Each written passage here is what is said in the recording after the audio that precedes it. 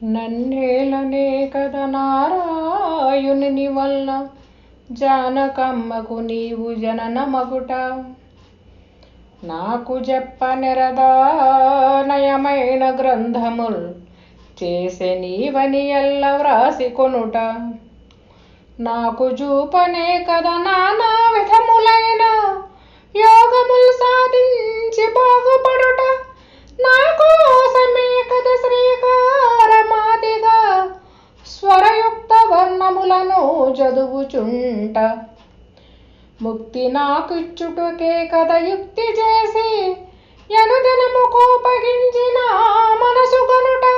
భాగవత వంశ భవ కృష్ణ యోగి రాజా దేవి శారద మామక దేశికేంద్ర. జై నిజ గురుభ్యో నమః. జై అమలాంబ సమేత అనుభవానంద రాజయోగేంద్ర ప్రభుస్వాముల వారి దివ్య చరణాల విందములకు ద్వాదశి వందనములు సమర్పించుకొనుచు శ్రీమద్ భాగవత కృష్ణదేశిక స్వాముల వారి స్తోత్రం శ్రీమతి తల్లావర్జుల జాలమాంబ గారిచే భక్తిపూర్వకముగా చేయబడిన సీస పద్యములు మనం ఈరోజు 8వ పద్యాన్ని ముచ్చటించుకుంటూ ఉన్నాం. గురుదేవా స్వామి, నాకు ఇప్పటికీ అవగతమైనదయ్యా, మీరు అరుదించినది నా దరి చేరినది ఎందులకు కాదయ్యా, నా కోసమేనయ్యా. శిష్యుని కొరకే గురువు ఏగుదించాడు, శిష్యుని కొరకే గురువు అరుదించాడు. ఎలాంటి శిష్యుని కొరకు? భ్రాంతి రహితాసక్తి కలిగినటువంటి అధికారి అయినటువంటి గురువు కొరకు, అంతేగాని భ్రాంతితో మమేకమైనటువంటి వారి కొరకు కాదు. ఇక్కడ అధికారి సూచన చెయ్యగానే తెలుసుకునేటువంటి అత్యంత ఆసక్తి, అత్యంత మక్కువ కలిగినటువంటి సశిష్యుడు ఎవరైతే ఉన్నారో వారి యొక్క కామితార్థం తీరుస్తారు గురువుగారు. అందుకే అంటున్నారు జాలమాంబ గారు, గురుదేవా మీరు అరుదించిన కారణం లేకనే నీ నా సందున ఏ విధముగా అయితే కలుగుతూ ఉన్నదో అలాంటి కల్పనగా కలలో నా కోసం అరుదించారయ్యా. నన్నేలనే కదా నారాయణుని వల్ల జానకమ్మకు నీవు జనన మగుట. నన్ను ఏలుకునేందుకు, నన్ను బ్రోచేందుకు. ఇక్కడ ఏలుకోవటం అంటే ఏంటి? పాలించటం, శిష్యుని యొక్క హృదయాన్ని గమనించి అందుకు తగిన విధముగా బోధను ఎలా అయితే అందుకుని భ్రాంతిరహిత విధానంలో మనగలుగుతాడో అలా ఏలాలి. అలా ఏలినటువంటి వారే గురువులు, అలాంటి ఏలికను ఎన్నిక చేసుకున్నటువంటి వారే శిష్యులు. ఇందుకు ఆ నారాయణ భట్టుకు, భాగవతుల నారాయణ భట్టుకు వారి వల్ల వారు నిచ్చెనగా జానకమ్మ గర్భంలోనికి ప్రవేశించావు. జానకమ్మ నుంచి ధరణి తలమునందుకు నా కొరకు వచ్చావయ్యా. నా కోసము దేహమెత్తి నరుదించినావు, నాటక జగతి అంటాకున్నావు. ఈ నాటక జగతిని ఏ రోజు అంటకుండా, ఏ కాలమందున దీని వైపు చూడకుండా అశరీరిగా ఉంటూ నా కోసం కల్పనైనటువంటి ఈ జగత్తులో జననం పొందావు గురుదేవా. అంతేగాని మీకోసం కాదయ్యా. గురుదేవా, నన్నేలనే కదా నారాయణుని వల్ల జానకమ్మకు నీవు జననమగుట. ఇంకా స్వామి, మీ గుట్టు నాకు తెలుసయ్యా, నాకు చెప్పనే కదా. మీకు అవసరమేమున్నది? ఏమీ లేనటువంటి దానిని ఏమీ లేని దానితో దర్శించి ఏమీ లేనటువంటి మీకు అవసరమేమున్నదయ్యా? నాకు తెలుసయ్యా, నాకు చెప్పనే కదా, నాకు చెప్పేందుకే కదా, నాకు బోధించేందుకే కదా, నా భవబాధను లేని భవబాధను మాన్పేందుకే కదా గురుదేవా. ఏం చేశారు? నయమైన గ్రంథముల్ చేసి నీవవి ఎల్ల వ్రాసి కొనుట. ఏం గ్రంథాలవి? ఈ నేను అనబడేటువంటి అహం సహితమైనటువంటి దానిని దృఢం చేసేటువంటి గ్రంథాల అవి కాదు.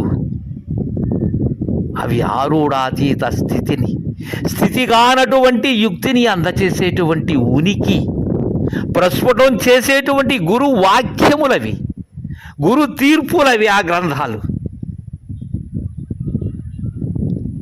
ఈ ద్వంద్వరాహిత్యమైనటువంటి బంధము లేనటువంటి గ్రంథము కాని గ్రంథములవి.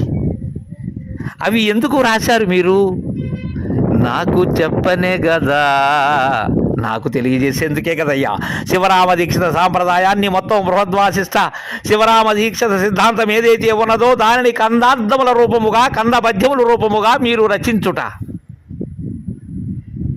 క్రొత్త విధముగా, నయముగా, శిష్యులు అందుకునేటట్లుగా, అందరికీ కరతలామలకమయ్యేటట్లుగా అలా రచించారు.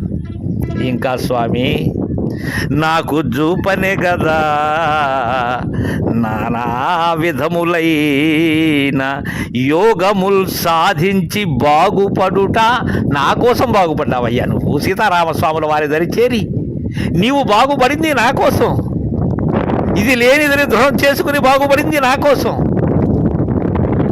గురు బోధన విన్నది నా కోసం, గురు విచారణ అందుకున్నది నా కోసం. నాకు చూపేందుకే అయ్యా. ఏ యోగములు సాధించారు? ఈ అష్టాంగ యోగములు కాదు గురుదేవా నేను చెప్పేటువంటివి. గురు శిష్య సంయోగము ఏదైతే ఉన్నదో, కర్పూర కలిక సంయోగము ఏదైతే ఉన్నదో దానిని, అలాంటి అనుభవైక వేద్యము అయినటువంటి గురు శిష్య సంయోగం చెందారయ్యా మీరు. ఎందుకని?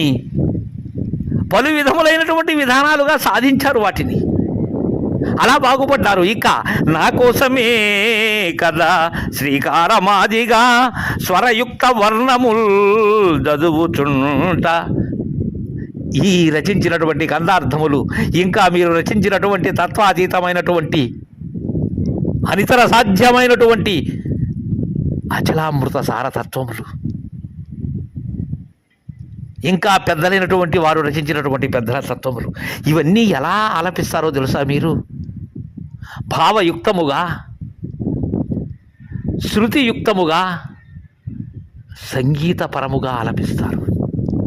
అందుకే నా కోసమే కదా శ్రీకారమాదిగా స్వరయుక్త వర్ణముల్ చదువుచుంట. రాగములలో ప్రసిద్ధి అయినటువంటిది, శిష్యులు అర్థం చేసుకునేదానికి వీలుగా శ్రావ్యముగా ఉండబడేటువంటి శ్రీరాగం.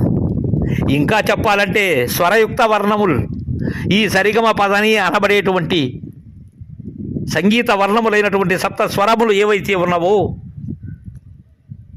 సకారయుతమైనటువంటి షడ్జమ, రికారమైనటువంటి రిషభము, గకారమైనటువంటి గాంధారము, మకారమైనటువంటి మధ్యమము, పకారమైనటువంటి పంచమము, దకారమైన దైవతము, నికారమైనటువంటి నిషాదము, ఈ సప్త స్వరయుక్తమైనటువంటి వర్ణములు నేను ఆనందంగా వినేందుకు, విన్నదానిని వెంటనే కనేందుకు అలా చదువుతూ ఉన్నారయ్యా మీరు, అలా ఆలపిస్తూ ఉన్నారు.